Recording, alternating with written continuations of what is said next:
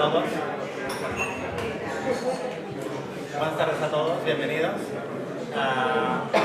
Es un placer para nosotros, la librería Byron en este caso, pues poder acoger una sesión más de las conversaciones federales que venimos organizando desde el año pasado, dedicando esta en concreto a la cuestión del Estatuto de la Ciudadanía Europea y de esta propuesta de Estatuto de Ciudadanía Europea, pues que viene impulsándose desde el 2019. Está bien, además, por el hecho de que justamente este año, en 1992, se aprobaron los tratados de Maastricht, el Tratado de la Unión Europea, que es en ese momento cuando recibe este nombre como tal, que por entonces eran las comunidades europeas. Está muy bien. ¿No se oye? Sí. Bueno, me acerco más. Que yo doy instrucciones y después no las cumplo.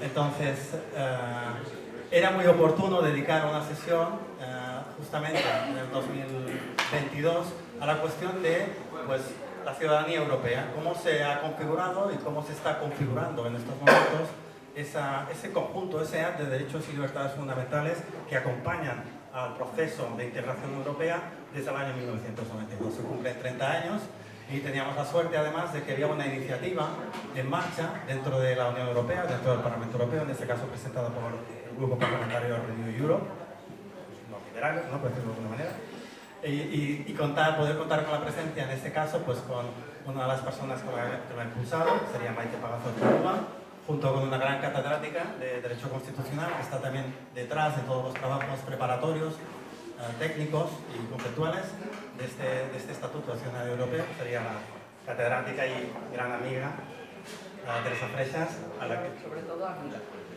Gran amiga y catedrática, entonces, Teresa Freixas, a la que me une con ella una profunda admiración por todo su trabajo intelectual e incluso político en estos últimos años. Además, en estas conversaciones federales siempre hemos tenido el apoyo de federalistas de esquerras, ¿no?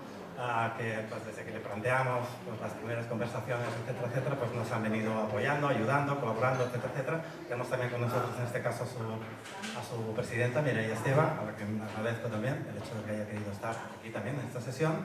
Y luego, el insigne, celebrado y gran profesor y catedrático también de ciencia política, que algún día le explicaré alguna anécdota que tengo con él, que él no conoce, cuando yo era estudiante en la Universidad de Barcelona, Cesario Rodríguez Aguilera, que yo creo que es uno de los grandes también catedráticos de ciencia política que ha tenido el país. Por tanto, yo ya no voy a hablar nada más, les voy a dar la palabra a ellos para que hablen, ¿no? de en qué medida, ¿no? Esa ciudadanía europea puede progresar, puede mejorar, podemos mejorar los mecanismos de comunicación para que la sociedad en su conjunto esté más alerta, sea más consciente y por tanto esté más alerta sobre todas aquellas circunstancias que podrían limitar ese conjunto, ese arte de derechos fundamentales de los que disponemos, ¿no? Como si esto fuera una gran Roma, ¿no? Toda la Unión Europea sería una gran Roma.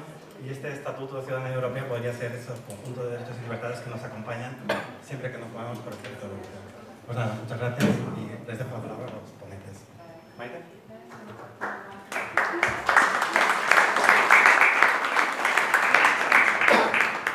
Bueno, pues es un verdadero honor, un verdadero placer estar en esta librería que yo no había pisado y que enamora según se entra en ella. Muchísimas gracias también a todos los presentes, por supuesto, a los maravillosos ponentes que tenemos hoy. Yo os voy a hablar... Bueno, se puede tutear, ¿verdad? Como quieras. ¿Se puede tutear? Vale. Soy de Guipúzcoa.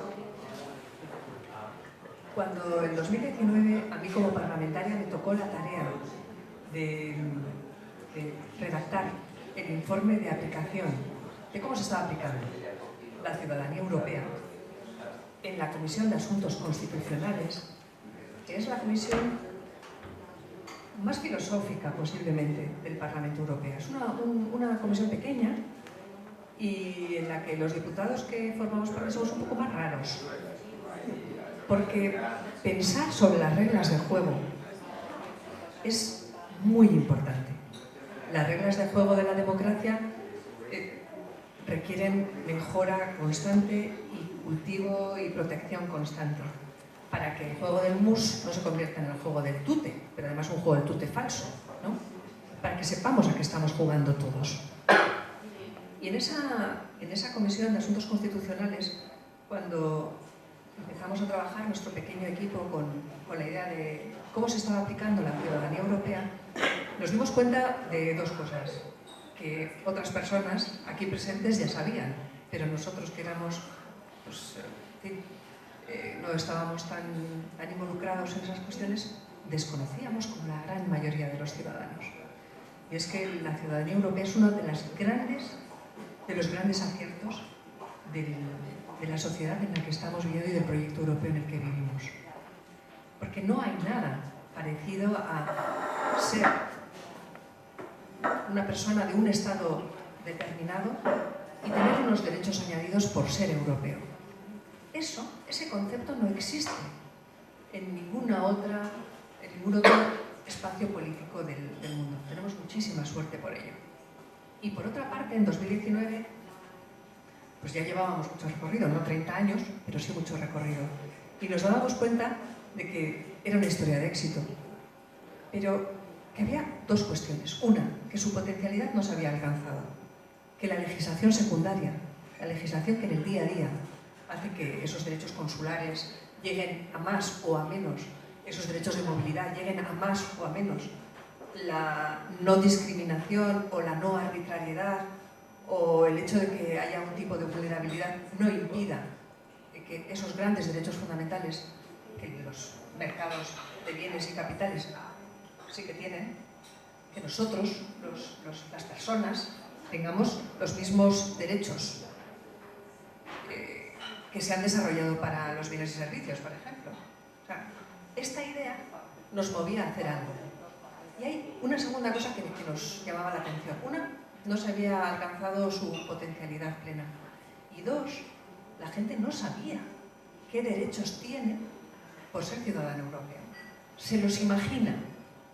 Si hacemos aquí una encuesta, saldrán cosas muy diversas. Algunos se quedarán cortos y otros se pasarán. Y nos parecía que eso no podía ser, que era una historia de éxito, que era una idea singular, que era extraordinaria, que tenía una enorme potencialidad, que la gente no estaban compilados, que estaban dispersos, que la gente debía conocerlos para hacer mejor uso y, sobre todo, para que los diferentes Estados miembros no se hicieran los despistados. Y cuando hablamos de personas, no solo de bienes, servicios, capitales, yo qué sé, también se llegue a la potencialidad de esas libertades fundamentales por ser ciudadanos europeos. Esto nos movía. Ya puestos, como somos gente optimista, pensamos, bueno, pues vamos a contactar con Teresa Freixes, que sabe muchísimo de esto, y vamos a ir un poco más allá. Vamos a pensar también cómo, además de compilar, cómo podríamos actualizarlos. Bueno, en ese camino empezamos en 2019 y algunas de las cosas que vienen detrás las va a contar más en concreto Teresa. Yo solo os voy a enseñar. Estaba asustado este hombre. Diciendo, no entres con todas esas notas. Si no, que no voy a hablar de eso. Todo esto que veis aquí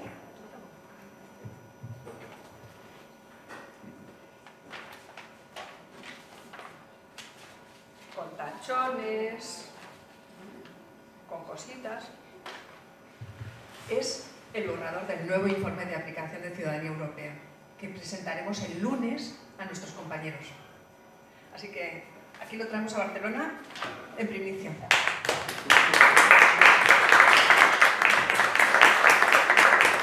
Y la idea que añadimos, y con esto ya voy a terminar, porque Teresa va a complementar perfectamente la introducción, la idea que vamos a introducir en la explicación filosófica de por qué hacemos este informe es todo lo que hemos contado, algunos derechos que pensamos que son absolutamente sustanciales ya, como los de la herencia digital, etc. Ya hablará Teresa de ello, pero el informe no puede llevar todo eso, todo lo que tiene lo que va a contar Teresa. Pero hay una idea que sí lleva, que es absolutamente necesaria en estos tiempos, y es que con la revolución digital, con la revolución tecnológica en la que estamos viviendo, cada uno de los ciudadanos europeos es un pilar de la Unión Europea, porque las democracias pueden morir o tirar adelante en cada una de nuestras cabezas y corazones.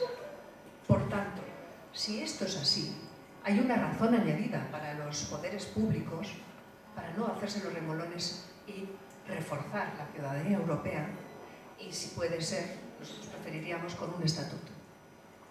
Porque quedarse corto en la comprensión de que todos nosotros somos pilares de la Unión Europea ahora mismo, y que las democracias, con la injerencia extranjera, la desinformación, con la polarización, con los usos en fin, que conocéis de las redes sociales para bien y para mal, hacen que cada uno de nosotros seamos absolutamente fundamentales como pilares de una democracia y pilares de un proyecto europeo. Y por otra parte, lo que hemos aprendido con la invasión de Ucrania es que cada uno de los ucranianos está defendiendo su país, y que cada uno de los retos a los que nos vayamos a enfrentar en el futuro en nuestras democracias van a requerir de ciudadanos que sean ciudadanos y que se les trate como ciudadanos mayores de edad y como centro del sistema. No solo las instituciones, que está muy bien, que sean sólidas, pero con el respeto al ciudadano, que ahora se puede prestar muchísimo mejor, porque también la revolución tecnológica nos permite muchas nuevas maneras para complementar la democracia representativa.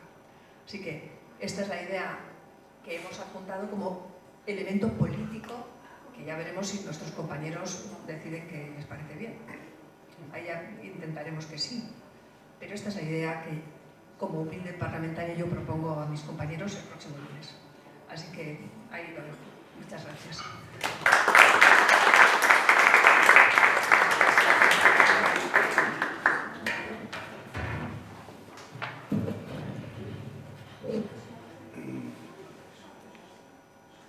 Bueno, muy buenas tardes. En primer lugar, quiero agradecer a la preciosa librería Byron que me ha invitado a formar parte de esta mesa. Es un honor compartirla con Maite y con Teresa. Teresa, antigua compañera mía, lo hemos recordado ahora, del Estudio General de Lérida, principios de los años 80. Los dos éramos profesores del viejo derecho político, que estuvimos 2 años allí dando cursos juntos. Fue una experiencia magnífica. Y después también agradezco la presencia de Mireia, claro está. Mi aproximación será distinta. Yo soy politólogo y entonces creo que se va a complementar muy bien con lo que Maite, eurodiputada, es decir, política en activo, y Teresa, constitucionalista. Por tanto, creo que mi tercer enfoque, que es el politológico, puede tener también su interés. En general, politólogos y juristas hemos tendido a privilegiar el estudio de las instituciones comunitarias, lo cual está muy bien. Pero en los últimos tiempos nos hemos dado cuenta todos de que la dimensión social es especialmente relevante para la construcción europea. Vamos al grano. A ver, el proceso de integración europea no ha cesado de sortear, con mayor o menor fortuna, diversas crisis sucesivas. Es ya un tópico decir que la Unión Europea se va construyendo de crisis en crisis. Y ello, esta sucesión de crisis, a veces existenciales, pero de las que hasta ahora, afortunadamente, la Unión Europea siempre consigue salir, han tenido efectos ambivalentes en los ciudadanos. La gran recesión del 2008 y el durísimo tratamiento que impuso la Troika, la Comisión, el Banco Central Europeo y el Fondo Monetario Internacional, con recetas de inflexible austeridad ortodoxa, provocaron un serio deterioro entre las autoridades comunitarias y muchos ciudadanos, especialmente en el sur de Europa. A ello se añadió después la crisis de los refugiados, en el 2015, que reveló las contradicciones de los gobiernos nacionales y que no se supo afrontar coordinadamente.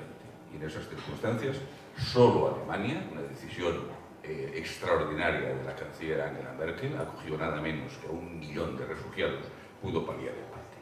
Bueno, estas dos crisis mostraron los límites del estilo tradicional de la construcción europea. Lastrado será un tópico, pero en gran parte es cierto, por el elitismo y la opacidad, y a la vez por la insensibilidad y la insolidaridad de los países más desarrollados, los mal llamados países frugales, frente a los más rezagados, injustamente denostados como despilfarradores. Por tanto, las rígidas políticas de austeridad tuvieron un alto coste social, contribuyeron a deteriorar la legitimidad cívica en la Unión Europea y mostraron que evitar un debate pluralista abierto no hace más que favorecer la contestación populista. Creo que después volveré sobre esto, pero ya lo puedo anunciar. Tradicionalmente la Unión Europea, o los políticos europeos, europeístas, le han tenido pánico a la confrontación abierta y política. Creo que hay que perder este pánico, porque si no, todo lo que no funciona, le regalamos la crítica de todo lo que no funciona en la Unión Europea, y afortunadamente funcionan muchas cosas y muy bien, pero algunas no funcionan bien. Le regalamos la crítica a los populistas, y es un grave error. En realidad, los inicios del parcial desapego cívico vienen de antes. Vienen del Tratado de Maastricht, que implicó un profundo y difícil cambio. Pasar de la vieja Comunidad Económica Europea a una Unión Europea con vocación política supranacional. Esta transición implicó el fin del anterior consenso social permisivo. Aumentó la división en las opiniones públicas nacionales, unas a favor, otras en contra, y sobre todo vio el auge, no es que fuera completamente nuevo, pero el auge sí, del fenómeno euroescéptico. De un lado, la Unión Europea no resuelve bien, a mi juicio, sus problemas de legitimidad social, por la ausencia de un verdadero demos europeo, un pueblo europeo. Después volveré sobre esto porque creo que es una de las cuestiones cruciales de las que hablaremos esta noche. Y de otro, la compleja y bastante disfuncional arquitectura institucional comunitaria no ayuda especialmente. En realidad, la responsabilidad última de los problemas de paz e integracionista recae en los Estados nacionales, que de momento se resisten con eficacia a que por encima de ellos acabe surgiendo una suerte de poder político federal europeo. Al mismo tiempo, los mecanismos de solidaridad sufren vaivenes. Si bien suelen funcionar en algunos casos, el bloqueo es la norma en algunos casos, como se refleja, por ejemplo, en el firme rechazo de la mayoría de los Estados europeos a aceptar cuotas de refugiados. Después volveré sobre ello. Actualmente se constata una fuerte tendencia al repliegue étnico identitario en muchos países europeos, con merma del Estado de Derecho, Hungría y Polonia, desgraciadamente parece que ahora la Eslovaquia de Fico se va a sumar, y con importantes movimientos populistas en su seno. Este resurgimiento de los nacionalismos regresivos obedece a diversas causas, desde la exaltación del mito de la soberanía de los estados, cada vez más relativa y porosa en la práctica, hasta la incertidumbre sobre cuál debería ser el desenlace de un indefinido proceso de integración europea sin un claro horizonte estratégico final que vaya más allá de la vacía retórica sobre queremos más Europa. Sí, claro, yo también. Pero ¿eso qué quiere decir? Además, la Unión Europea tiene que hacer frente hoy a un desafío descomunal, para el que carece de respuesta eficaz, como he dicho antes, la inmigración. La Unión Europea parece incapaz de ponerse de acuerdo. Está resultando muy decepcionante el pacto migratorio que se está negociando ahora en Granada, Consejo Europeo, pues endurece la recepción de inmigrantes y rechaza mutualizar su llegada. En segundo lugar, subcontrata a terceros y externaliza el problema para que contengan los flujos de inmigrantes irregulares. Turquía, Marruecos, Túnez. No flexibiliza más las llegadas legales, algo a mi juicio incomprensible. Y, en cuarto lugar, no sabe cómo hacer frente con eficacia a la demagogia de las formaciones políticas populistas. Por lo demás, la inmigración es imparable y en la Unión Europea ya hay muchas sociedades multiculturales, siendo el problema el de la marginación en guetos de minorías inmigrantes sin apenas contacto con la población autóctona. Los índices de desconfianza cívica en la Unión Europea han aumentado, aunque con oscilaciones según las coyunturas y los países. Os hago datos más concretos de vaivenes de apoyo o de rechazo. En general, en la media europea de desconfianza cívica en la Unión Europea en los últimos 20 años está sobre el 25%, lo que no es poco, siendo alta en Francia, Italia, Austria o Suecia, mucho menos en España, Irlanda, Bélgica, Rumanía, los países bálticos o Croacia. En países como Hungría y Grecia hay un cierto gap, como decimos los politólogos, entre ciudadanos y partidos. La mayoría de húngaros y griegos está a favor de seguir en la Unión Europea, pero en estos dos países son muy fuertes los partidos euroescépticos. al fin y al cabo votados por los ciudadanos. Los ciudadanos cosmopolitas, con estudios superiores y con estatus profesional sólido, suelen ser los más europeístas, mientras que contra más se desciende en la escala social, menos entusiasmo europeísta hay. Esto es un tanto esquemático, pero tendencialmente es así. Aunque el auge del euroescepticismo es un serio problema para avanzar en la integración europea, todos los eurobarómetros anuales confirman que la mayoría de los ciudadanos no sintoniza con ese criterio. Por tanto, afortunadamente, el euroescepticismo, y ni os digo la eurofobia, son minoritarios. El problema a veces es más de percepción. ¿Por qué? Porque las voces euroescépticas se oyen mucho más que las voces europeístas. Por lo demás, se han producido importantes novedades en los últimos años que han reforzado el apoyo cívico a la Unión Europea. Antes veíamos la botella medio vacía, ahora vamos a ver medio llena. El eficaz tratamiento de la pandemia de la COVID-19, pese a ciertas oscilaciones iniciales, la unidad comunitaria en las complicadísimas negociaciones del Brexit, no se rompió la unidad, y en tercer lugar, el crucial apoyo de Ucrania, el crucial apoyo a Ucrania frente a la agresión imperialista de la Rusia de Putin. Estos hechos han permitido avances antes impensables en ámbitos económicos, financieros e incluso militares. En cualquier caso, el apoyo cívico a la Unión Europea nunca ha dejado de ser mayoritario. Esta es la buena noticia. Incluso en los países más castigados por la austeridad.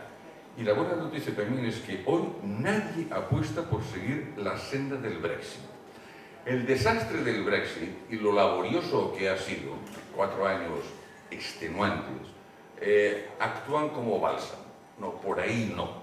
Esto incluso lo ha entendido hasta la extrema derecha europea eurófoba, que ya no propugna que sus países se vayan de la Unión Europea. Lo que la extrema derecha ahora en general propugna es volver a la vieja comunidad económica europea. Lo que no quieren es una Unión Europea política, con vocación supranacional política, pero sí están a favor de mantener el mercado común, muy significativo. Ciertamente la adhesión cívica a la Unión Europea es ante todo instrumental y práctica, es decir, ¿en qué me beneficia? No es una adhesión sentimental, a diferencia de lo que ocurre con las comunidades nacionales, en las que predomina el sentimiento emocional de identificación. Pero aún así, y este es el dato positivo, la mayoría de los europeos ve que hay problemas que los estados por sí solos ni pueden ni saben resolver.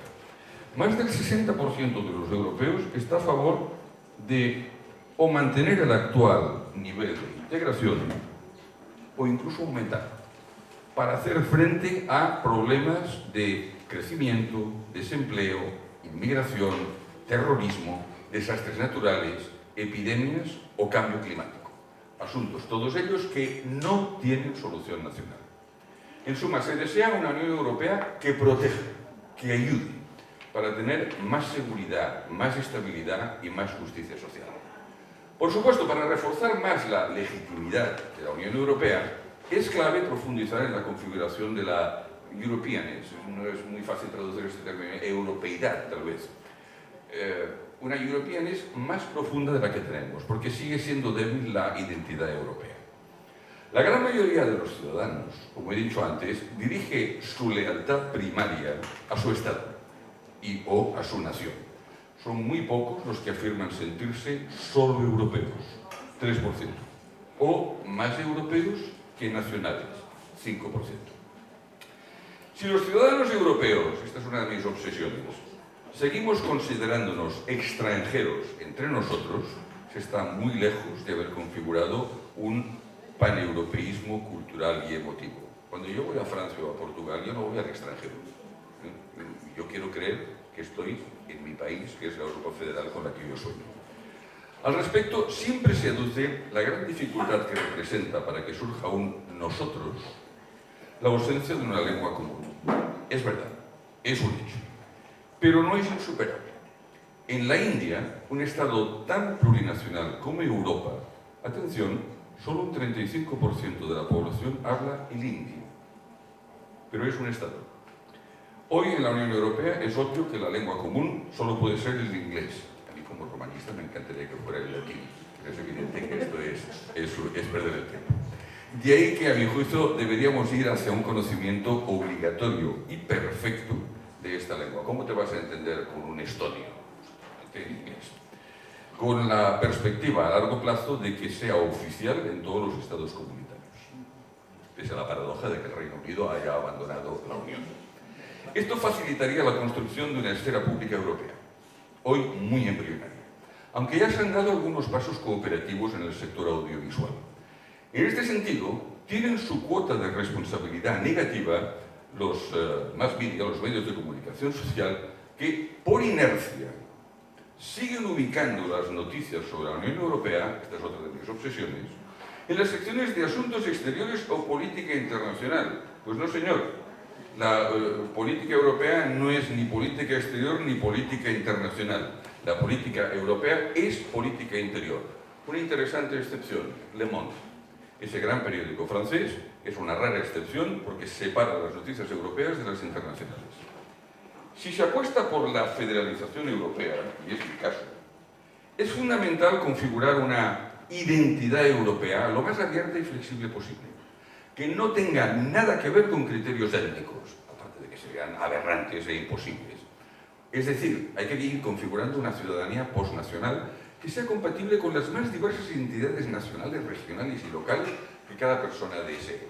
Mi sueño sería que consiguiéramos privatizar los sentimientos de identidad nacional, que se despolitizaran. En gran parte lo hemos conseguido con la religión. A mí me da igual que el presidente del gobierno sea católico, protestante, budista o musulmán o ateo. Lo que quiero es, le voy a evaluar por su política, no por sus creencias religiosas. No lo hemos conseguido con la nación.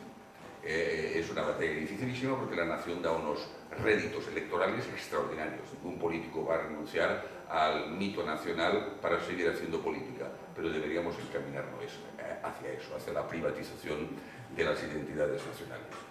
El europeísmo es una opción racional, como muy bien nos recuerda Stefan Zweig, y aunque hay cierto sentimiento de compartir un sustrato cultural común, por cierto, este verano me he leído una obra espléndida que me ha recomendado mucho mi amiga Josefina Bas, la de Orlando Feixes, Los Europeos. Si no la conocen, les recomiendo calurosamente este libro. Está totalmente subordinado el europeísmo a la prioritaria lealtad nacional. Pues es que el europeísmo es concebido como una derivación secundaria.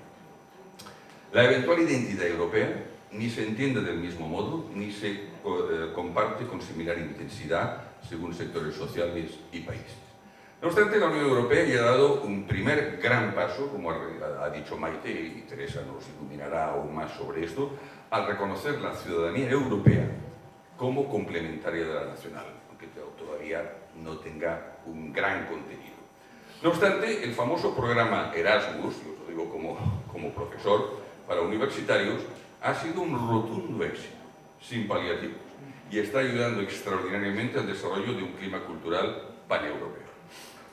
Todo esto, para ir acabando, suscita reflexiones sobre las estrategias clásicas de la construcción europea seguidas hasta hoy, puesto que ya no se puede confiar en que la culminación de la unión económica y monetaria, que sigue en marcha, os recuerdo que hemos conseguido una unión monetaria sin unión fiscal, porque es un contrasentido, sigue en marcha, pero no nos engañemos, la unión fiscal tampoco generará Europeans, ayudará, pero no lo acabará de crear.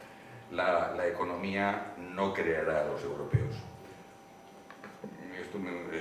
Yo estudié en la escuela italiana y me recuerdo la frase de un primer ministro piamontés que tenía toda la razón. Después de 1861, cuando se proclamó el Reino de Italia, Massimo d'Azeglio dijo: fatta l'Italia, ora bisogna fare gli italiani. Hecha la Italia, ahora tenemos que construir los italianos. Asimismo, es cierto que no parece haber alternativa más eficaz al modo funcionalista, incremental e hiperconsensual de ir construyendo Europa, y al mismo tiempo intergubernamental. Pero este mecanismo, inevitable, lo reconozco, es lento, no involucra a los ciudadanos, y aparte que los actores, los protagonistas del mismo, nunca se atreven a explicitar claramente cuál sería el horizonte final deseable. La idea de unos Estados Unidos de Europa, que es mi proyecto, no es asumida hoy por la gran mayoría de las élites políticas y de las opiniones públicas nacionales. Ya lo sé, está muy verde. nos tienen que desanimar a los federalistas cuando nos dicen eso, ya lo sabemos. Los dirigentes de la Unión Europea no deberían ceder a los ultras, como he dicho antes, la crítica de lo que va mal en la Unión Europea, y tendrían que perder el miedo a hacer propuestas federalistas y a confrontarlas con amplios debates pluralistas. La falta de un pueblo europeo no es excusa para el inmovilismo, y la propuesta federalista tiene potencial de consenso a largo plazo por su gran flexibilidad. Las claves, a mi juicio, para impulsar un proyecto federal para la Unión Europea radican: 1. Explicar el coste de la no Europa y las ventajas de avanzar en la integración. Y 2. Subrayar la incongruencia de disponer de un extraordinario potencial objetivo que no se aprovecha suficientemente por la fragmentación estatal. En mi penúltimo libro, el título es un interrogante, Estados Unidos y Europa, así lo digo en el prólogo, y permítanme que cite unos cuantos factores. Primera potencia comercial del mundo, primer donante en ayudas al desarrollo, segundo exportador en productos manufacturados, alta renta media per cápita, elevado desarrollo científico, amplios servicios asistenciales, el mayor cuerpo diplomático internacional y una capacidad defensiva, atención, que sumada nos convertiría en la segunda potencia militar del mundo. Gastamos la mitad que los Estados Unidos, y se dice pronto. Por tanto, desaprovechamos todo este inmenso potencial. Os voy a recomendar otra cosa. Cuando en los periódicos veáis estadísticas mundiales, de lo que sea, me da igual, medicina, química, agricultura, siempre veréis las barras bien largas, Estados Unidos, China, y luego vienen muy pequeñitos los países europeos. Hacer la suma. Nos convertimos automáticamente. Si fuéramos un Estado, la UE sería segunda o primera potencia mundial en todos los rankings. Por tanto, de un lado, habría que mejorar más la representatividad de las instituciones comunitarias. Esto es importante y habrá que hacerlo. Pero es aún más importante reforzar el sentimiento de pertenencia a la Unión Europea. Esto significa que la Unión Europea tendrá que desarrollar sus mecanismos participativos y deliberativos abiertos a la ciudadanía y en algún momento replantear una importante reforma de los tratados que, a mi juicio, debería intentar abrir otro periodo constituyente. El primero se frustró, habría que intentar abrir un segundo, no sé cuándo, desde luego a corto plazo no es previsible. Y esto ahora va a empezar a urgir por la más que previsible ampliación. Jacques Michel ya ha dicho que en el 2030 deberíamos ir hacia una unión nada menos que de 36 miembros.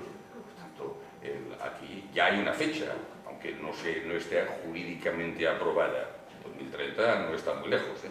Por lo tanto, hay que hacer rápidamente muchos deberes institucionales.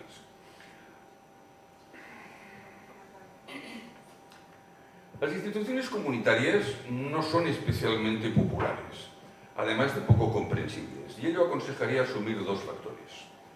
Uno, hay que llenar de contenido a los europartidos, hoy vagas confederaciones de partidos nacionales, que se deberían disputar un genuino gobierno europeo, algo que despertaría y mucho el interés cívico por la política europea. En segundo lugar, como os acabo de apuntar, habría que rescatar la idea de volver a intentar elaborar una Constitución Europea, evitando los errores del primer intento frustrado del 2005, aunque ya sé que esto hoy no está en el orden del día. Y esto es así porque, lo repito, las opiniones públicas nacionales y tampoco las élites políticas no están, quiero creer, aún preparadas para asumir una plena democracia europea supranacional con rasgos muy similares a los de un Estado. Es cierto que no se puede crear artificialmente una identidad europea, pero la idea habermasiana de patriotismo constitucional podría ayudar. No tiene mucho sentido, a mi juicio, insistir en las raíces cristianas en una Europa hoy plurireligiosa.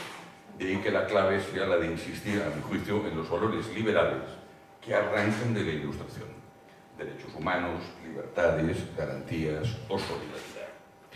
La construcción de la Europeanes debe conciliar los potentes sentimientos nacionales, que son insuprimibles y que se puede convivir con ellos si se acotan razonablemente, con un un nuevo modelo integrador supranacional que rechace el etnicismo, la xenofobia y el populismo, desvinculando la ciudadanía jurídico-política de la nacionalidad etnoterritorial e inspirarse vagamente en los criterios flexibles de algunos imperios históricos, como el imperio de mis queridísimos romanos o el imperio otomano, para configurar un demos europeo abierto, flexible y plural de carácter postnacional.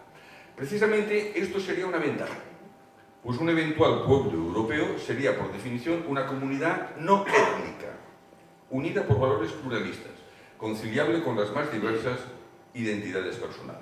Bueno, es lo que están intentando movimientos federalistas como el movimiento de los federalistas europeos desde hace décadas, o más recientemente We Move Europe o Citizens Pro Europe, cuyas aportaciones pueden ir contribuyendo a cambiar la percepción de las opiniones públicas y las élites para acercarnos al ideal integrador final que, a mi juicio, deberían ser los Estados Unidos de Europa.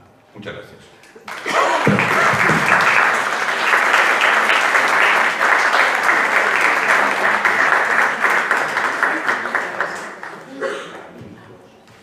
Muchas gracias por esta magnífica intervención de Cesáreo Rodríguez Aguilera. Gracias a la librería Byron por organizar esto, a Maite por ser el corazón que empuja toda esta serie de cuestiones, a Mireia por estar siempre atenta a la evolución de todos estos debates. Y yo, la verdad es que estoy contentísima hoy de estar aquí con estos amigos tan queridos, algunos de tanto tiempo, otros más recientes, pero todos entrañables. A mí me ha tocado explicar un poco el proyecto que tenemos entre manos sobre el Estatuto de Ciudadanía Europea. ¿Qué puede ser eso de un Estatuto de Ciudadanía Europea? Necesario, has explicado muy bien que necesitamos algo con lo cual identificarnos.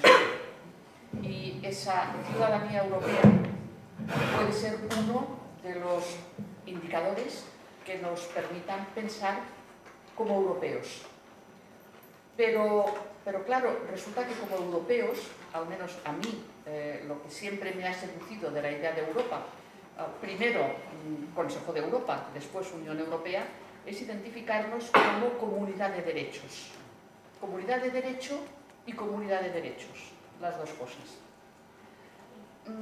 Y desde que el Tratado de Maastricht estableció la ciudadanía europea y los derechos de ciudadanía, recurrentemente en todos los trabajos que hemos venido haciendo de reforma de los tratados, incluso a veces en directivas, en programas, en proyectos, aparecía latente la idea de que tendríamos que identificarnos como europeos con unos derechos, y no le llamábamos todavía Estatuto de Ciudadanía.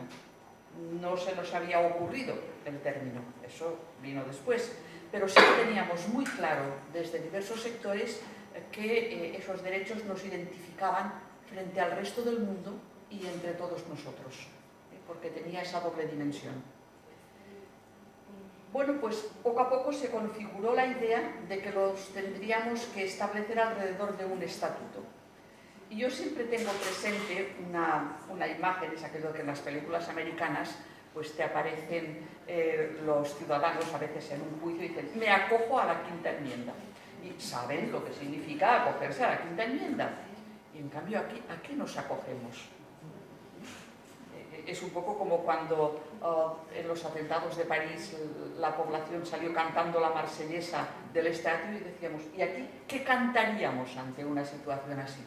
Como europeos, ¿qué identificación tendríamos? ¿Qué es lo que, si tenemos un problema común europeo como hemos tenido, como estamos teniendo muchas veces, qué es lo que nos puede identificar? Bien, pues sería un poco ese estatuto de ciudadanía, en donde pudiéramos catalogar aquellos derechos que nos identifican como tales. Porque tenemos muchos textos de derechos. Tenemos la Carta de Derechos Fundamentales, que lo que costó hacerla y lo que costó darle eficacia jurídica, porque la adoptamos en Niza en el año 2000 y hasta el 2004, en el Tratado de Lisboa, no conseguimos darle valor de tratado. tenemos también derechos dispersos por los tratados europeos, que se regulan pues unos en una parte, otros en otra parte, otros en otra. Además, claro, es que los tratados europeos, este es otro problema que tenemos con los equipos jurídicos. ¿Cómo se les ocurre hacer tratados europeos que parecen códigos de comercio? Es decir, es que es imposible que la población se pueda identificar con dos tochos así de gordos. El tratado de la Unión Europea, bueno, es más reducidito, pero es que el tratado de funcionamiento se las trae. Eso no es atractivo.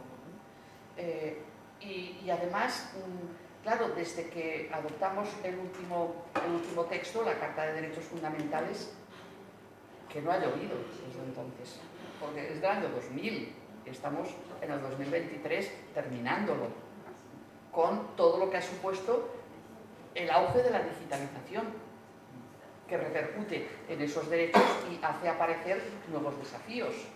Por lo tanto, necesitamos de alguna manera catalogarlo. Además, los tratados nos remiten también al Convenio Europeo de Derechos Humanos, a la Carta Social Europea, todos aquellos tratados que de alguna manera vinculan a todos los estados, además de las tradiciones constitucionales comunes, donde están en cada uno de los países su catálogo de derechos. Bueno, eso es un lío impresionante. Y por lo tanto habría que simplificar un poco, por decirlo de alguna manera, sin que esa simplificación supusiera una pérdida de calidad de los derechos. Hay dos momentos clave en este avance sobre el Estatuto de Ciudadanía. El primero es la resolución del Parlamento Europeo del 12 de febrero del año 19, Maite estaba detrás de ella. La presentamos aquí en Barcelona, en la sede de la Comisión y del Parlamento, ya en aquellos momentos, pero bueno, yo noto que nos miraban con una cara, ¿y ahora qué nos están diciendo? Un Estatuto de Ciudadanía, ¿y para qué? ¿Otro texto más? No es otro texto más, sería concretar aquello que, como estándar mínimo en estos momentos, no vayamos a un estándar máximo que sería dificilísimo, pero sí como estándar mínimo nos tendría que identificar como europeos. Segundo momento clave, esa idea conseguimos introducirla a debate en la conferencia sobre el futuro de Europa. Estuvimos Maite y yo y otros en los paneles ciudadanos, y la conferencia la hizo suya. En las conclusiones de la conferencia sobre el futuro de Europa queda muy claro que se ve con bastante digamos, de opiniones la necesidad de contar con un estatuto de ciudadanía europea.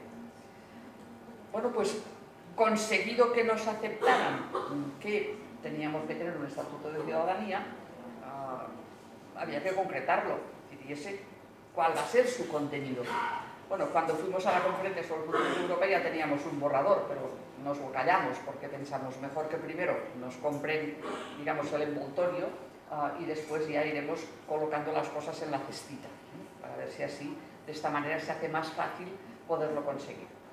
Y en este contexto fuimos trabajando, buscando aquellos derechos que podrían ser menos conflictivos para adoptarlos en un primer momento, dejando evidentemente la puerta abierta a que pudieran ir entrando otros. Pero hacer un poco ese gradualismo del que ya Jean Monnet nos hablaba, de que Europa se iba construyendo con los pequeños pasos, pues bueno, el Estatuto de Ciudadanía Europea también tendría que irse construyendo a partir de pequeños pasos. Y un primer paso se consiguió, también ahí Maite tiene una participación esencial, que en marzo del año 2002, del año pasado, Renew Europa aprobó una propuesta de Estatuto de Ciudadanía, la que les llevamos. La hicieron suya. Y a partir de ahí la empezaron a hablar y a negociar con los otros grupos del Parlamento Europeo que podían ser más proclives a aceptar la idea, y también con el resto de instituciones. Esa propuesta teníamos que trabajarla también jurídicamente, porque cada vez que queremos hacer una propuesta nueva nos encontramos con dos bloqueos que nos hace siempre el Servicio Jurídico del Consejo. Y nos dicen, ¿cuál es la base jurídica para hacer esto? Pues habrá que ver la base jurídica porque tienen que entroncar con los tratados cualquier cosa que propongas. Y segundo, ¿lo que proponéis va a implicar reforma de los tratados? Porque sí, claro, si implica reforma de los tratados, largo me lo fiáis, porque, digamos, puede ser un proceso de 4, 5, 6 o 7 años. Entonces empezamos a pulir aquella primera propuesta que teníamos. ¿Sí? Empezamos a pulir aquella primera propuesta que teníamos. El documento este, yo creo que también hay versión telemática que podemos colgarla, hacerla llegar, etcétera, para ver todos esos derechos que queríamos incluir, si tenían base jurídica, es decir, un entronque con los tratados, y si implicaba su adopción, colocarlos en el Estatuto de Ciudadanía, si lo implicaba o no implicaba reforma de los tratados. Porque veíamos que si no jugábamos de esta manera, el bloqueo sería permanente. Bueno, para poder establecer esto contamos con diversas opiniones expertas con los cuales hemos ido trabajando y también con dos análisis de relevancia dentro de las propias instituciones europeas. El primero está preparado por la Secretaría General del Consejo como evaluación técnica preliminar sobre las propuestas de la Conferencia sobre el Futuro de Europa. De todas las propuestas han sido analizadas por el Secretariado del Consejo y por lo tanto pues hay un análisis allí dentro. Y como nosotros pues habíamos participado en introducir toda esta serie de cosas dentro de la Conferencia sobre el Futuro de Europa, nos iba muy bien ver de qué manera el Consejo nos evaluaba. El otro documento que es muy importante es también del Consejo, es el Servicio Legal en este caso, pero no sobre la Conferencia sobre el Futuro de Europa, sino sobre la propuesta de ley electoral europea que está elaborando el propio Parlamento Europeo. Porque hay una propuesta de ley electoral europea que, digamos, pensamos que puede salir para que incluso pueda llegar a ser aplicada, si tenemos suerte, en las próximas elecciones europeas.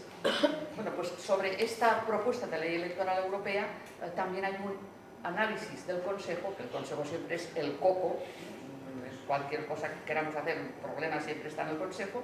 Bueno, pues todo aquello que pudiéramos derivar como favorable de estos dos documentos del Consejo que contenían un análisis muy exhaustivo, nos ayudaría en justificar la necesidad de que esos derechos que queremos incluir en el Estatuto de Ciudadanía Europea puedan ser pues, adoptados en este marco. Con lo cual, pues, teníamos una doble ventaja. Una, que el Consejo ya dijo que era posible tener un Estatuto de Ciudadanía Europea. Fantástico. Si el Consejo no lo hubiera dicho, nos hubiera bloqueado todo. Y segundo, que la propuesta que hacemos de los derechos que se tienen que incluir, también, prácticamente todos, han sido evaluados por el Consejo en un documento o en el otro. Y en prácticamente todos los casos con evaluación favorable. Es decir, que dijimos, bingo, vamos a ir avanzando de esta manera. Y esta propuesta de Estatuto de Ciudadanía, que tenéis el resumen en esta especie de, que casi parece un pasaporte europeo, ¿no? Porque la primera versión la hicimos como si fuera un pasaporte europeo, aquí ya está un poquito más elaborado. De ahí esta evolución que veis ahí, que hemos cogido un poco como lema, de que pues, vamos evolucionando en la elaboración de esta propuesta de estatuto y la tenemos estructurada en torno a 6 apartados. El primero, derechos de participación ciudadana, después las libertades ciudadanas, los derechos de la ciudadanía a la buena administración, los derechos digitales de ciudadanía, las garantías de los derechos de ciudadanía y luego unas disposiciones adicionales. Respecto de los derechos de participación ciudadana, entendemos que únicamente uno de los que se proponían inicialmente necesitaría de reforma de los tratados y es el que hace referencia a impulsar una iniciativa ciudadana, una especie de iniciativa legislativa popular, lo llamamos aquí, en la jerga europea es iniciativa ciudadana, pero regulada de una manera tal que garantizase que la voluntad de los impulsores no quedará deformada después de su paso por el procedimiento legislativo. Ese es un problema no solamente en Europa, es en todas partes. Claro, si esto lo continuamos presentando así, vemos que no va a colar, porque eso modifica las competencias legislativas y además altera el equilibrio institucional. Por lo tanto, lo matizaremos en algún sentido por ver si de esa manera pues conseguimos que la ciudadanía se pueda sentir más implicada con esa propuesta y que no nos lo bloqueen después las instituciones. Pero el resto de derechos no necesitan reformar los tratados. Son el derecho a ser elector y elegible en las elecciones al Parlamento Europeo, las elecciones municipales en el estado de residencia, las mismas condiciones que los nacionales de dicho estado, el derecho de petición para los ciudadanos europeos o para residentes en la Unión, porque la Carta de Derechos Fundamentales amplía este derecho a los residentes. Entonces la Carta tenemos que utilizarla cuando un derecho que es primero reconocido únicamente a los ciudadanos europeos, en tanto que nacionales de los Estados miembros, si la Carta lo amplía a los residentes, evidentemente tenemos base jurídica para que en el Estatuto de Ciudadanía se amplíe también a los residentes. El derecho de consulta y al diálogo de las instituciones con la ciudadanía y la sociedad civil, que se ha venido reforzando mucho a través de distintos instrumentos. El derecho a la participación en la vida democrática de la Unión, reforzando la democracia representativa con la democracia participativa, es decir, reconocemos y defendemos que es la democracia representativa el eje válido en la toma de decisión, pero que hay que reforzar con la democracia participativa, porque es que si no a veces pues también esa dimensión política centrada únicamente en la vida política institucional, como decía el doctor Cesáreo Rodríguez Aguilera, pues desdibuja lo que tiene que ser la Unión Europea y aleja al ciudadano de la Unión. Por otra parte también el derecho a votar directamente a los partidos políticos europeos. Esto sería muy importante y eso ya viene en la ley electoral europea. Tenemos ahí un entronque que no nos va a impedir colocarlo en el Estatuto de Ciudadanía.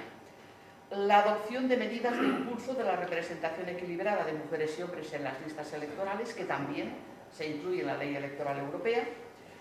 Y después también pues otro tipo de derechos que, para no extenderme, voy a dejarlos porque son muy complementarios a estos. Respecto de las libertades ciudadanas, ninguna de las propuestas precisa reforma porque son libertades ya inscritas en los tratados, son las típicas libertades de ciudadanía, de circulación y residencia, que puede ser extendida a nacionales de terceros estados bajo determinadas condiciones a través de normas de derecho derivado. Por lo tanto, aquí abriríamos de alguna manera la posibilidad de que personas de terceros estados, cuando exista esa base jurídica concreta, puedan tener también este derecho. El derecho de petición, que es extensible a toda persona física o jurídica que resida o tenga su domicilio social en un Estado miembro, así lo establece la Carta de Derechos Fundamentales. El acceso a la ciudadanía de los Estados miembros, conforme a los principios del derecho de la Unión, la proporcionalidad, la igualdad, el Estado de Derecho y la no discriminación. Esto sería un derecho nuevo, pero deriva de la jurisprudencia del Tribunal de Justicia, que está muy consolidada al respecto. Y por lo tanto, hay también un entronque ya con el desarrollo que tienen los tratados. Luego, el reconocimiento de las competencias y calificaciones profesionales que deben ser consideradas como equivalentes para trabajar en otro Estado miembro, o la movilidad en el desarrollo personal de los jóvenes a través de la mejora del aprendizaje. Todo ello deriva, bueno, con el antecedente del programa Erasmus, del proceso de Bolonia, después el proceso de Copenhague y la declaración de Unasburg. Con lo cual, sería muy importante también para acercar la Unión a la ciudadanía. Sobre los derechos de ciudadanía a la buena administración, prácticamente copiamos lo que hay en la Carta de Derechos Fundamentales. Y no se necesitan mayores precisiones porque están muy bien detallados allí en la Carta.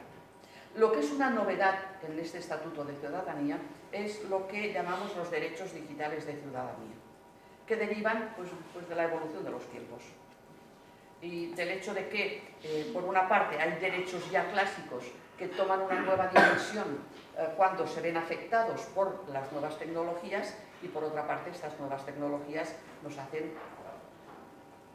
nos colocan unos retos delante que hacen aparecer derechos nuevos. Por una parte, si estamos en esta era de digitalización, para no hacer ciudadanos de primera y ciudadanos de segunda, necesitamos que Internet sea reconocido como derecho universal. Es decir, que todas las personas puedan tener derecho a todas esas nuevas tecnologías, lo cual comporta, evidentemente, que se les den facilidades para que puedan acceder a ellos. Facilidades mecánicas, por una parte, o técnicas, y por otra parte, de formación. Es decir, que se les enseñe a todas las personas que pueden utilizar este tipo de medios. La Carta de Ciberseguridad que prepara la Comisión Europea va en este sentido, con lo cual ahí tenemos un respaldo importante. Después, el derecho a la identidad en el entorno digital. Podemos ser suplantados fácilmente en el entorno digital. Bueno, pues este derecho a la identidad tiene que verse reforzado para que no se nos suplante en ninguno de los ámbitos en los cuales la informática conecta con nuestra vida. ¿Cuál es el ámbito ya de nuestra vida que no conecta con la informática? Es que la pregunta ya viene al revés, ¿eh? Por lo tanto, tenemos que reforzar todas las garantías que nos permitan mantener esa identidad en el entorno digital, a la gestión de la propia identidad y a las garantías para poder acreditar esa identidad en los entornos digitales. Eso también está conectado con la Carta de Ciberseguridad.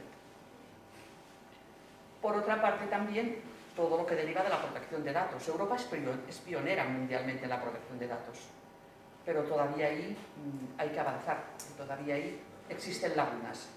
Por lo tanto, aquí se tiene que reforzar esa protección de datos en el entorno digital. El derecho a la herencia digital de la persona fallecida. ¿Qué pasa con las redes sociales de una persona que fallece?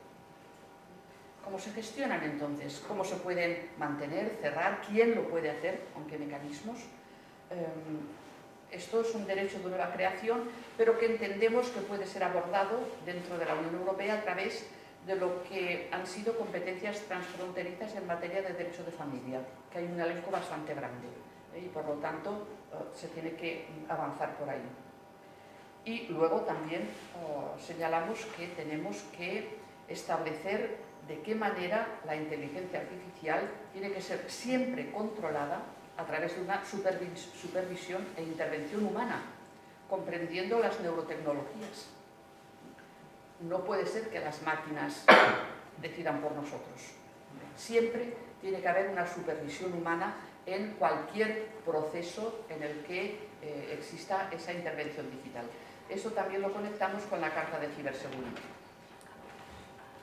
Bueno, todos estos derechos precisan de unas garantías complementarias que conectamos con otras que ya existen, como la protección diplomática y consular para los ciudadanos europeos, por parte de cualquier representación de un Estado miembro, y aquí añadir representación accesible, que es como se ha venido después configurando en la práctica, pero eso hay que elevarlo al texto jurídico, porque la accesibilidad es importantísima.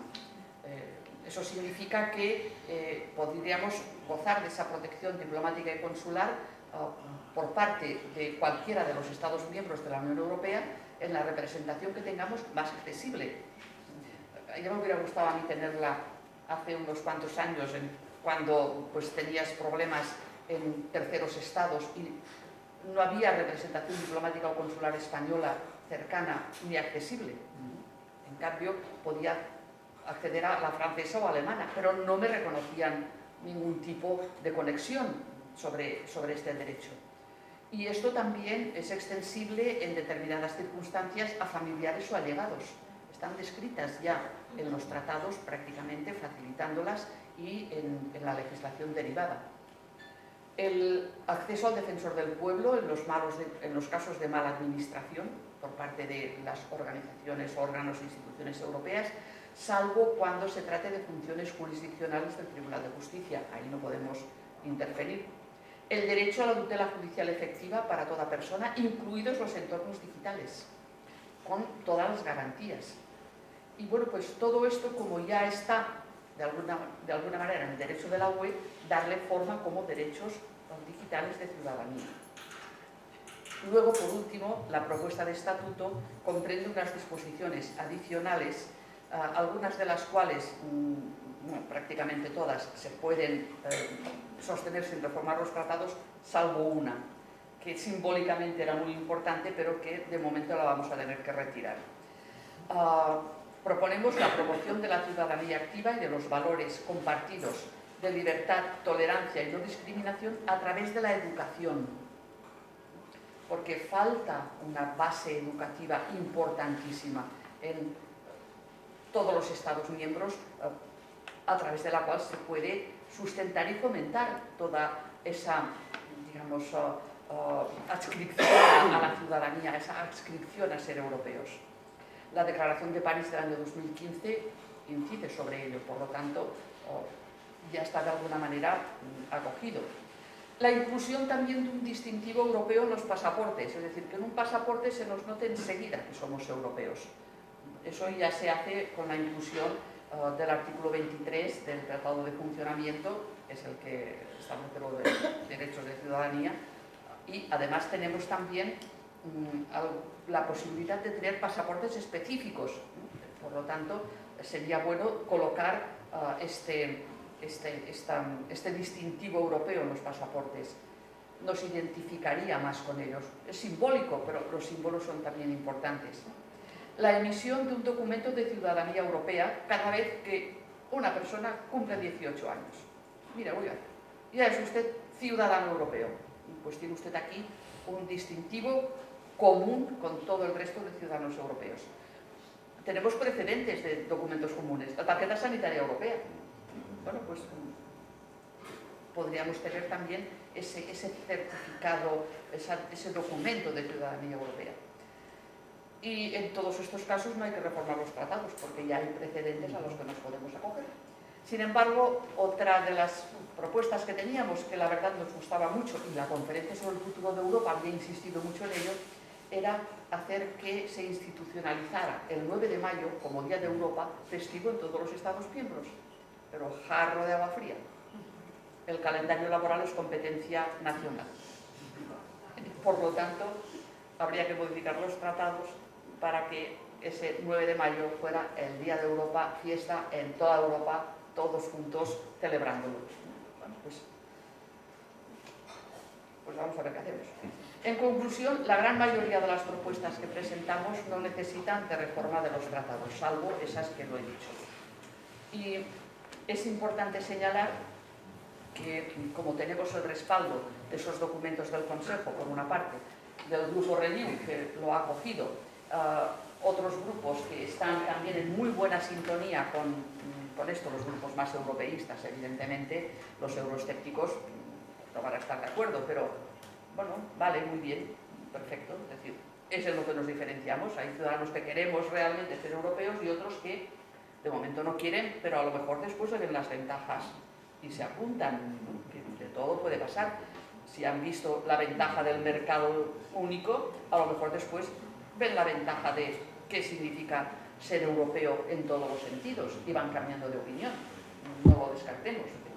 La vida es muy larga, da muchas vueltas y espero que, aunque no consigamos tener este estatuto adoptado, como hubiera sido nuestro deseo cuando empezamos en el 2019, decíamos, pues después para las elecciones del año 24, a ver si ya tenemos el Estatuto de Ciudadanía, no lo tendremos, pero a lo mejor tendremos ya una propuesta muy articulada que sirva de base para ir avanzando en esa evolución y que finalmente podamos contar en la próxima legislatura con un Estatuto de Ciudadanía Europea.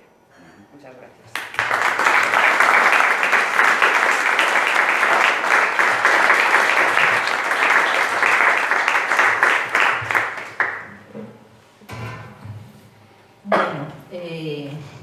Yo también doy las gracias, ¿no?, por esta organización de este evento, y a la librería Byron, lógicamente, a Maite y a Teresa por estar aquí, ¿no? Y sobre todo por haber hecho una propuesta sobre ciudadanía, que yo creo que es importante. Como ha dicho Cesario, de alguna forma parece que cuando se habla de Europa, se habla de sus instituciones, de la manera de organizarse, de las dificultades que hay para tomar acuerdos, de los problemas que hay, de las desavenencias, pero pocas veces hablamos de los derechos de ciudadanos. Y yo creo que es importante esto que habéis hecho, que por una parte recoger los derechos que ya están de alguna forma en los diferentes documentos de la Unión Europea y darles consistencia como unidad, ¿no? como un formato que sea uniforme, y además haber pensado en ampliar esos derechos de alguna forma. Me ha gustado mucho lo que habéis comentado de esos ciudadanos que de alguna forma parece que no son ciudadanos porque residen en algún país pero no tienen estatuto de ciudadanía todavía, inmigrantes, no sé, personas que están residentes pero que de alguna forma no se les reconocen derechos, son como medio ciudadanos.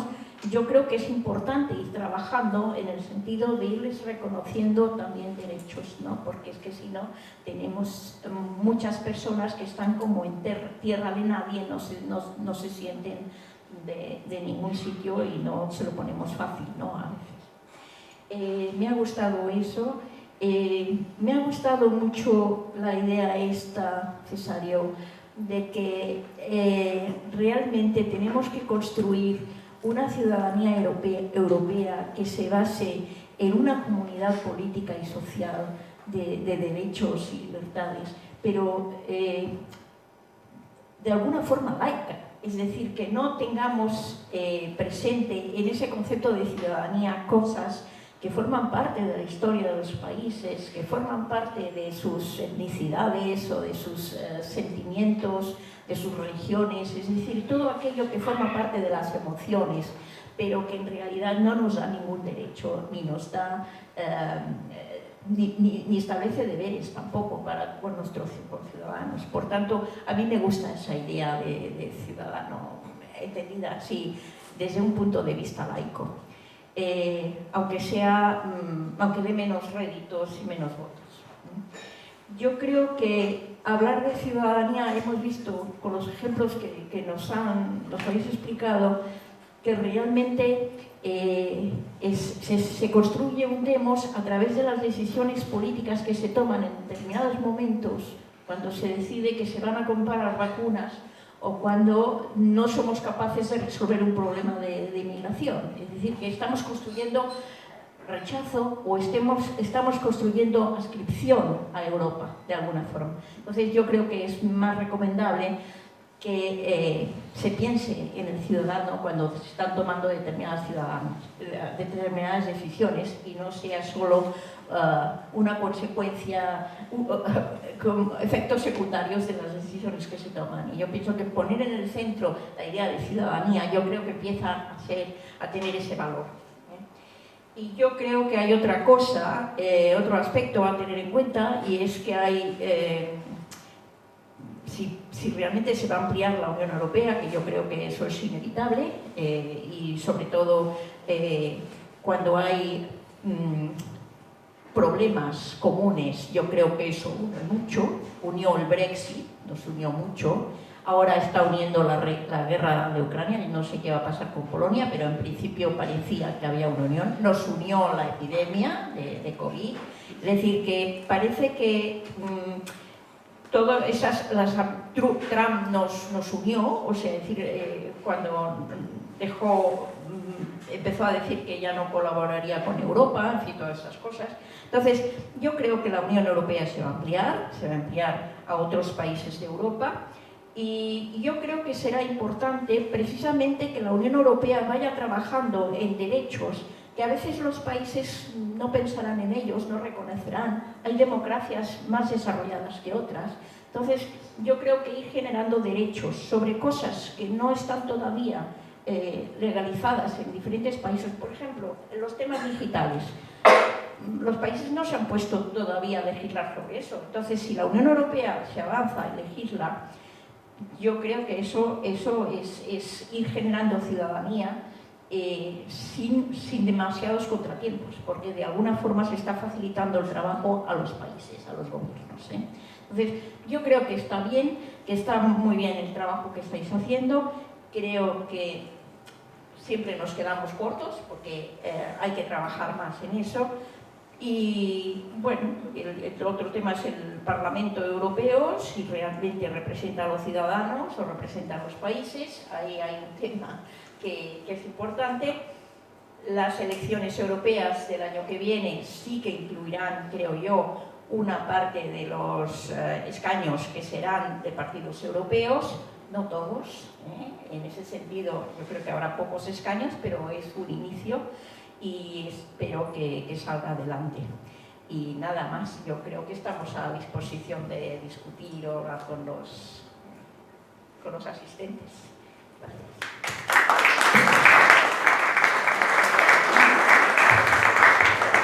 Si alguien de los asistentes quiere hacer alguna pregunta, algún comentario, pues es el momento.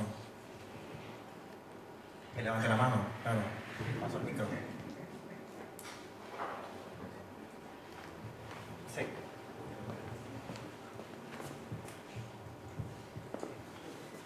Habéis mencionado las estadísticas y los estudios que hay en la Unión Europea sobre cómo nos vemos los europeos, si nos sentimos muy europeos o nos sentimos poco europeos. Yo me pregunto, ¿hay algún tipo de estudios sobre cómo nos ven desde fuera? Es decir, el 95% de la humanidad, ¿cómo ve a los ciudadanos europeos? ¿Como europeos o todavía como franceses, ingleses, alemanes, españoles? ¿Existe algún estudio? Debe existir algo así. No es mi especialidad y por tanto no me atrevería yo a dar datos concretos, pero creo haber visto en algún anuario evaluaciones de los europeos de otros continentes. Sí. En general, y esto es interesante, a ver, depende de los países y de los momentos, pero sí que hay una cierta percepción exterior de vernos como un todo plural. Otra cosa es la actitud de las élites, porque entonces las élites extraeuropeas, cuando se refieren a los europeos, negocian con gobiernos. Entonces, ahora ya también tienen que negociar con las instituciones comunitarias, pero en general, cuando se busca una interlocución europea, ¿a quién se busca? Pues Alemania, Francia, antes el Reino Unido. Esto me recuerda la célebre pregunta retórica de Kissinger. En caso de una gran crisis mundial, ¿a qué teléfono europeo tengo que llamar? Es una pregunta muy malvada, pero que no deja de tener en gran parte razón.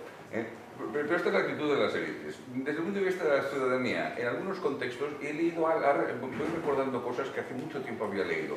Hay un estudio sobre percepciones latinoamericanas sobre España y otros países europeos, tienden a verlos como parte de un conjunto. O sea, sí, hay embrionario, pero sí hay una percepción de que los europeos empezamos a formar algo que tiene entidad supranacional. Pero ya le digo que no soy experto en la cuestión y no me atrevería. Pero ese tipo de estudios sé que existen. Bueno, aparte de los estudios, que seguro que sí existen, si nos ponemos a rebuscar, lo cierto es que en el trabajo que desarrollamos, en parte del trabajo parlamentario, sí nos ven como europeos, porque hay cosas, no en la política exterior todavía, pero en otras cuestiones sí funcionamos como bloque. En temas comerciales, los grandes tratados comerciales se trabajan a nivel europeo, de forma prácticamente exclusiva. Eso por una parte. Y luego, sí nos ven como europeos. Sí notan que hay algo que es muy específico de Europa. Sí que las democracias más avanzadas del mundo ven Europa y la ciudadanía europea como algo extraordinario. O sea que yo he empezado mi intervención hablando de esto, porque es singular, es un pequeño milagro lo que ocurrió hace 30 años y es lo que tiene, por eso estamos trabajando en ello, una enorme potencialidad para generar una forma de demos pospopulista. O sea, más allá de pueblo. Porque las leyes son las que generan las identidades democráticas y las que hablan de ciudadanía, que es una manera diferente de decir lo mismo que tú has explicado de las identidades laicas. es que las identidades laicas son las identidades que dan las leyes. Y por eso estamos peleando tanto por el Estatuto de Ciudadanía, porque pensamos que al dar un corpus que no esté solo suelto por los tratados y al buen gobierno que puedan tener en la legislación secundaria los Estados miembros, indirectamente estamos generando eso que los federalistas europeos han querido siempre. Es una manera distinta de entrar en esto a través de cada ciudadano europeo cuando a los 18 años le digan, mira, eres mayor de edad, ahora que ya, en fin, tú ya te vas a gobernar, pues ya eres, toma, además tienes estos derechos. O sea, es una manera de introducir la identidad, pero jugando en otra liga diferente. La identidad democrática, la ciudadanía, no el pueblo. Entonces, es la manera que vamos absolutamente en la misma dirección. Y nos ven, el European. O sea, cuando hablan de nosotros sí saben que se están refiriendo a los europeos. En algún caso, también de una forma negativa, porque no nos ven como o sea, somos un 7% de la población mundial, bajando. Somos efectivamente la primera potencia comercial del mundo, tenemos patrimonio, pero piensan que somos mayores. Y en eso también nos ven, como europeos mayores. O sea, yo no quiero decir nada, nos peinamos canas, pero estamos en perfecto estado de uso. Así que sí, hay estudios, nos ven como europeos, no en todas las políticas podemos competir como europeos, en la geopolítica tenemos todavía grandes problemas, pero sí que estamos espabilando. Estamos espabilando en los últimos 4 años como en los anteriores 20 o 30 y somos conscientes de lo que significó 2008 y vamos haciendo avances muy importantes. Y hay una cosa, porque como estamos en una librería, siempre, Michel Barnier, que fue el negociador del Brexit principal, cuenta en su libro La gran ilusión, que yo no sé si está en papel en español, en francés sí, no consta, como 600 páginas, pero cuenta todos los trucos para intentar romper a los 27 y no lo consiguieron. Eso es, vamos, algo bastante impresionante, simplemente para apuntarlo. Yo os quería preguntar, una cosa que me ha llamado la atención, y es que, no, ya habéis conectado ya, que habéis obviamente asumido una transversalidad política enorme en esta propuesta. Es decir, aquí nadie ha hablado de izquierdas y derechas. Y me parece un debate muy interesante porque además liga mucho con lo que nos está pasando en estos momentos aquí en nuestro país. Incluso dentro de federalistas de izquierdas ha habido muchos que hemos propuesto eliminar izquierdas porque entendemos que el federalismo y la ciudadanía son transversales y que necesitamos todo el espectro político para llegar a un acuerdo. Sin eso no se llegará nunca a un acuerdo. ¿Podríais comentar un poco si ha habido dificultades en términos de conseguir unas amplias mayorías, incluso en partidos de ideologías diferentes? A ver, yo creo que efectivamente hay un gran consenso transversal paneuropeo en la gran mayoría de los partidos presentes en el Parlamento Europeo, salvo los eurófobos y euroescépticos, en su gran mayoría populistas de derecha radical. Hay también algún residuo de izquierda radical antieuropeísta, el Partido Comunista griego, el Partido Comunista de Bohemia y Moravia, pero el Partido Comunista portugués, pero son la excepción. La gran mayoría de los euroescépticos y eurófobos son de derecha radical. Exceptuando estas minorías, bueno, minorías relativas, porque en el Parlamento Europeo hay 2 fortísimos eurogrupos de derecha radical, que son conservadores y reformistas europeos e identidad y democracia. En conservadores y reformistas están desde Giorgia Meloni hasta Vox, y en identidad y democracia están Marine Le Pen o Matteo Salvini, entre otros. Estos 2 grupos son fuertes, no hay nada, digamos, en la izquierda radical hay mucha más transversalidad. Hay un grupo de izquierda unitaria europea y ahí hay de todo. Los comunistas ortodoxos son los más euroescépticos, pero la nueva izquierda en general no es eurocrítica, pero no es euroescéptica. Olvidémonos un poco de estas tres familias, las dos derechas radicales y una buena parte de la izquierda radical. El resto de formaciones, en mayor o menor medida, el Partido Popular Europeo, el Partido de los Socialistas Europeos, Renew Europa, los liberales, los verdes, tienen concepciones claramente europeístas. Por tanto, entre estas se puede establecer un gran consenso, digamos que superior al 60 o 65% de fuerzas claramente proeuropeas. Por tanto, yo pediría más, ya que hay afortunadamente una... Y creo que el año que viene, creo que no tendremos un susto. No creo que tengamos una sorpresa si hay una buena participación. Hace 4 años también había el pánico de que la extrema derecha no iba a arrasar, pero iba a tener un gran éxito. No lo tuvo. No lo tuvo porque en el 2019, afortunadamente, por primera vez, desde el año 79, se incrementó la participación. Desde el año 79, si veréis una gráfica, es terrible, porque de elección en elección la participación iba bajando. Nada de dientes de sierra, bajando. La maldición se rompió hace 4 años. ¿Por qué? Por el temor a que la extrema derecha pudiera tener un gran éxito.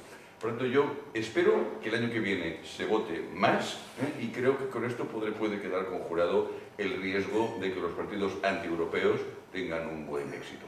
Por tanto, es verdad que hay un fuerte contraste, y con esto acabo, entre la política nacional, que en muchos países está muy crispada y es muy divisiva, con la política europea en la que los radicales, los extremistas, tienen mucho menos peso. Por lo tanto, efectivamente, en esta mesa estamos representantes, tenemos nuestras ideas, no coincidimos en todo, pero opinamos igual. Y por cierto, a propósito de una cosa que ha dicho Mireia, no quería extenderme tanto, pero quiero añadirlo. A ella no sé si alguna vez se lo he comentado, pero en una reunión de federalistas hace mucho tiempo lo dije. Sería ideal que surgiera un grupo que se llamara Federalistas de Derechas. Sería ideal, ideal. Al margen de que pues, es verdad que no lo hemos conseguido en España. Entonces, por tanto, quizá a lo mejor esto es un debate abierto si Federalistas de Esquerra debería mantener esa denominación histórica o no. Y mi gran pregunta es, ¿por qué la derecha española en particular tiene tanto miedo al federalismo cuando es lo que más une? Vamos a ver, el centro-derecha de Alemania, Austria, Suiza, Bélgica, Canadá, Estados Unidos, Australia, no tienen el menor problema con el federalismo. De verdad que no lo entiendo. Bueno, lo entiendo en parte por razones históricas, pero, por favor, tendrían que perder el pánico al federalismo. Yo aplaudo sus palabras. Bueno, ya se está animando el personal, pero... Esto me preocupa. Esto está bien, a él le preocupa, pero a los demás nos entusiasma, que nos gusta discutir. A mí sí que me gustaría complementar desde el empirismo de lo que yo veo en el Parlamento alguna de las notas que ha contado Cesáreo. Tradicionalmente, en el Parlamento Europeo, hay 3 grupos políticos que articulan las grandes mayorías. Está el Partido Popular Europeo, están los socialistas y demócratas y estamos los liberales y demócratas, el grupo Renew. La cosa es que a veces hay tiranteces, claro, porque pues el humanismo cristiano o la socialdemocracia en algunas ocasiones pues tienen algunas divergencias. Y nuestro grupo, el grupo de los liberales y demócratas, es como una especie de universo, un pequeño universo, porque precisamente por liberales tenemos un poco muchos matices y una menor disciplina de voto. Somos más autónomos. Entonces pues, se encuentra una constelación de matices. Uno se puede encontrar partidos liberales y demócratas lindantes con el Partido Popular Europeo, lindantes con los verdes, lindantes con los socialistas y demócratas, vamos, lindantes. Y además lindantes de una forma asimétrica. O sea, que uno puede encontrarse a un partido liberal alemán que en algunos temas casi linda con lo más libertario de los verdes, pero que en lo económico a lo mejor linda con el Partido Popular Europeo perfectamente. Bueno, incluso alguno lindante con el UCR. O sea, muy, muy lindantes. Entonces, esto tiene una virtud, y es que las discusiones de nuestro grupo son de verlas, es como el Parlamento. Y cuando llegamos en los temas sensibles, esos temas en los que el Partido Popular Europeo y los socialistas y demócratas no están muy en hilo, o sea, si nosotros llegamos a consensos nuestros internos, ya estamos marcando cuál va a ser la línea de consenso. Porque al final, si hay que ponerse de acuerdo, pues los del Partido Popular Europeo y los socialistas y demócratas dicen, bueno, más o menos por aquí.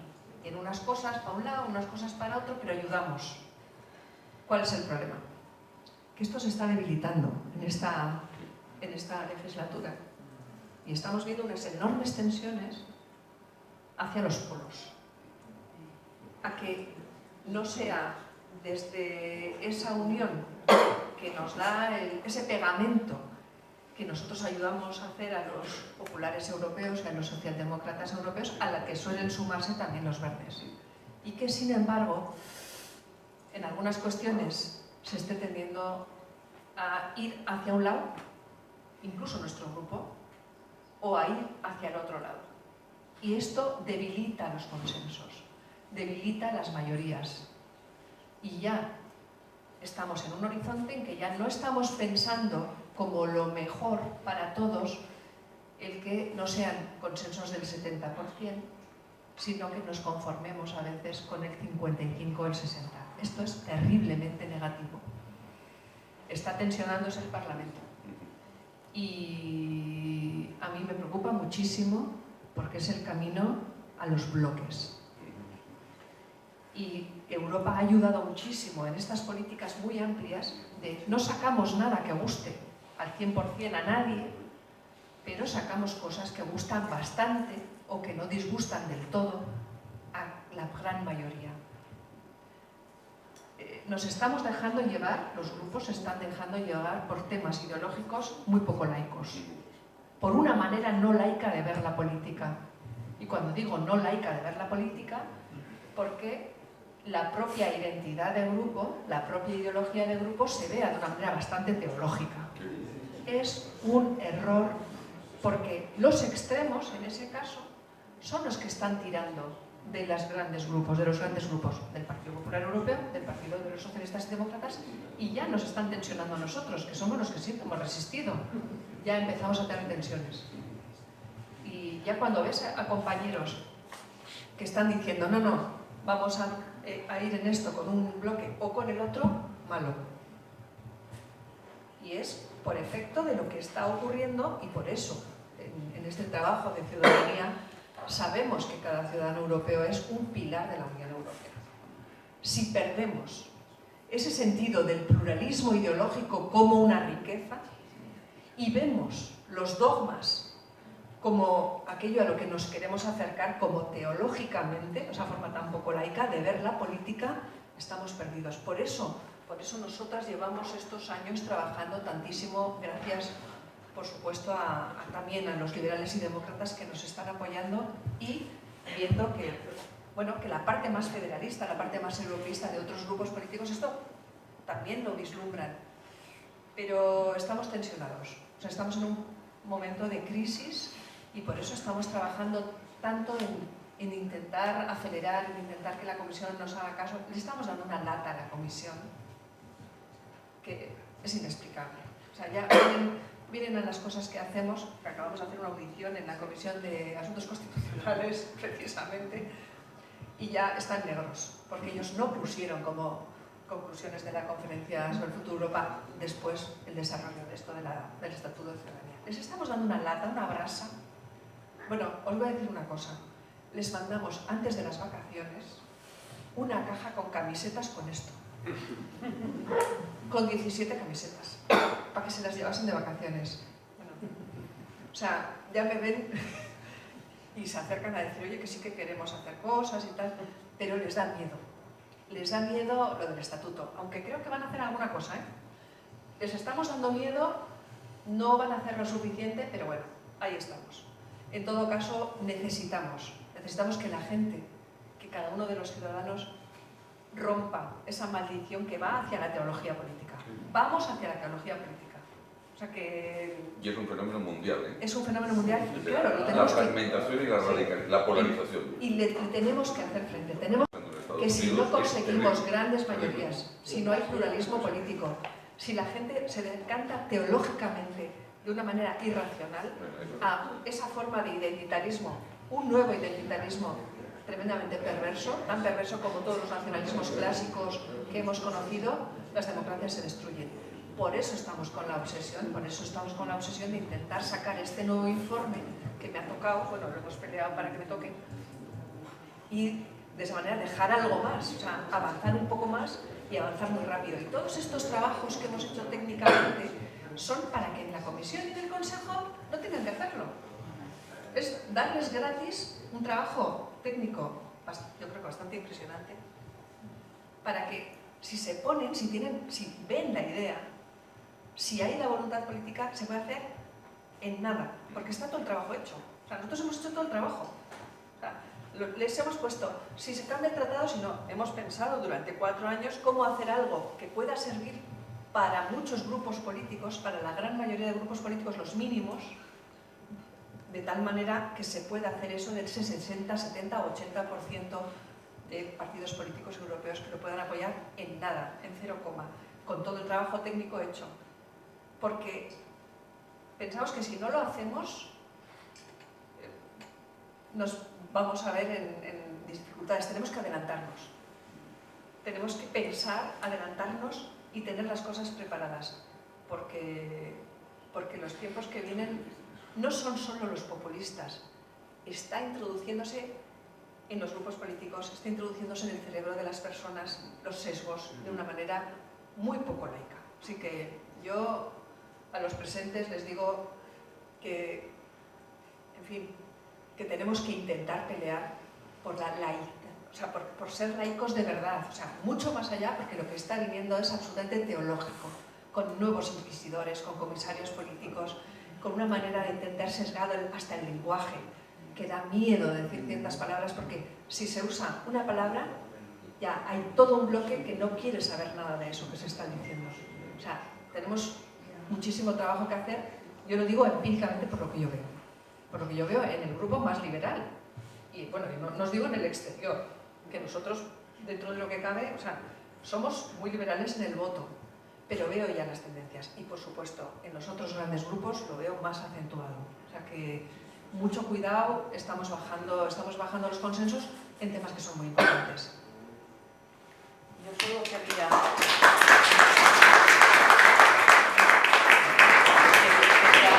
añadir muy poquito a lo que ha expresado Maite respecto de cómo se trabaja. Yo llevo muchos años trabajando con las instituciones europeas, también a nivel interno, en España y en otros países. La diferencia de trabajo, de cómo afrontar el trabajo a nivel interno o afrontarlo a nivel europeo es inmensa. Es que no tiene absolutamente nada que ver. Quizás he llegado a pensar que la forma que hay en Europa, que ya viene impuesta por los propios tratados, de necesitar grandes mayorías para tomar las decisiones, porque una de dos, o se toman por unanimidad, tal vez menos, porque la unanimidad puede ser un lastre, pero sí por mayoría cualificada.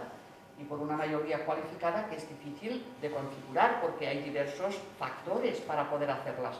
No es una mayoría cualificada que venga determinada por bloques y que se sepa siempre quién está en un bloque, quién está en otro bloque. No, eso no funciona así.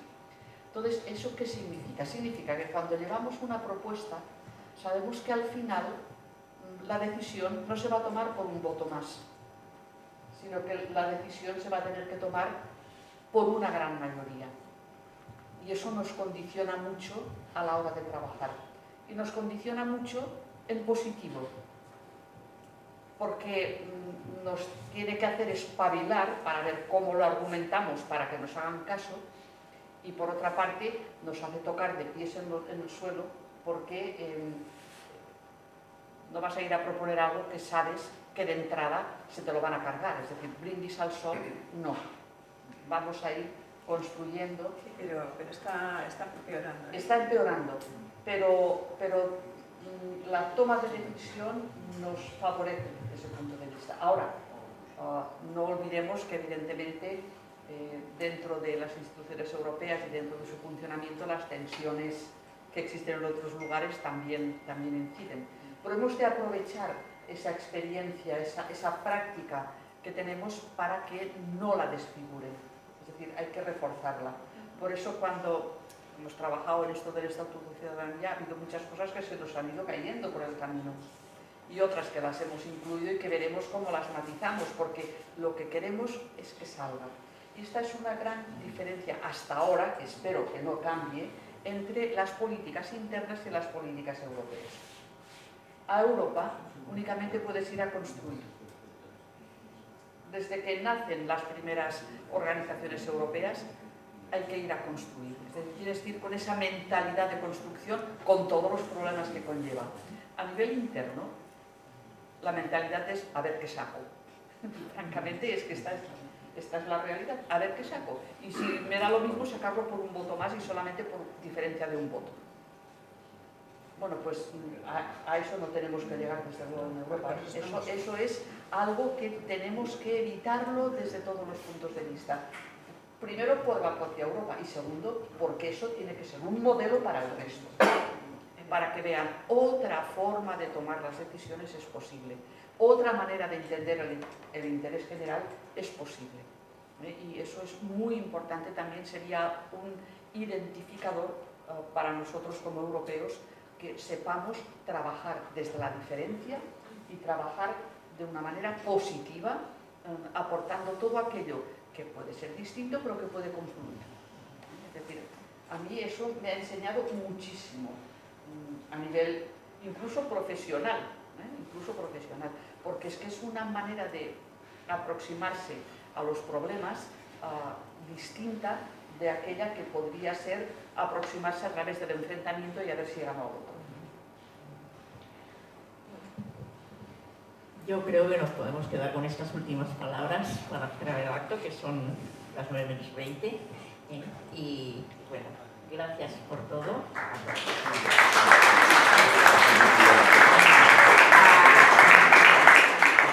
Me dicen que estamos invitados a tomar una copa por parte de la librería.